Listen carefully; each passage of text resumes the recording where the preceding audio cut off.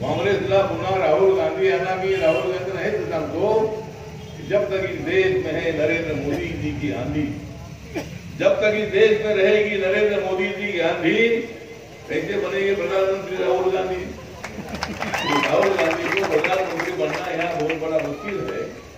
बहुत बार आप लोग कोशिश कर रहे हैं, लेकिन आप 70-80 के ऊपर नहीं जा सकते हैं। जब तक कांग्रेस पार्टी 200 के ऊपर नहीं जाएगी, तब तक राहुल गांधी जी को प्रधानमंत्री बनने का मौका नहीं है। और ये महागठबंधन वाले इतने लोग हैं, हाथ ऊपर करके सबको दिखा रहे कि हम सब एक हैं, लेकिन हर राज्य में इनकी अलग अलग सूर है, अलग अलग ये लड़ रहे हैं। उत्तर प्रदेश में हमारी मायावती बहन और अखिलेश भाई, ये दोनों एक साथ आए हैं, ये भाई बहन एक साथ आए हैं, लेकिन बाकी का चाचा लोग उनके साथ नहीं है, बाकी के लोग उनके साथ नहीं है। तो वो दोनों एक साथ आए हैं, लेकिन वहां भी मतलब कांग्रेस पार्टी अलग है और राहुल गांधी, प्रियंका गांधी अलग प्रचार कर रही है। और प्रियंका गांधी से जितना कांग्रेस पार्टी का वोट बढ़ेगा, उतना बीजेपी का फायदा हो जाएगा।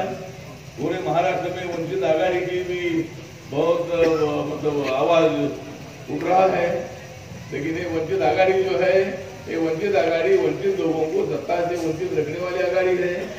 वहाँ कोई मतलब मैं इधर एक बार प्रचार में आया था, ये हमारे घोगरागडे जी यहाँ से कॅन्डिडेट 2009 में, आणि मी त्यावेळेला रेडावडोस नावाची एक थर्ड फ्रंट बनवली होती, रिपब्लिकन लेफ्ट डेमोक्रेटिक फ्रंट। त्यावेळेला मी काँग्रेस सोबतही नव्हतो, बीजेपी सोबतही नव्हतो, त्यावेळेला रिपब्लिकन पक्षाच्या नेतृत्वाखाली रेडावडोस बनवली होती आणि त्यावेळेला आपला एक सुद्धा माणूस निवडून आला नाही।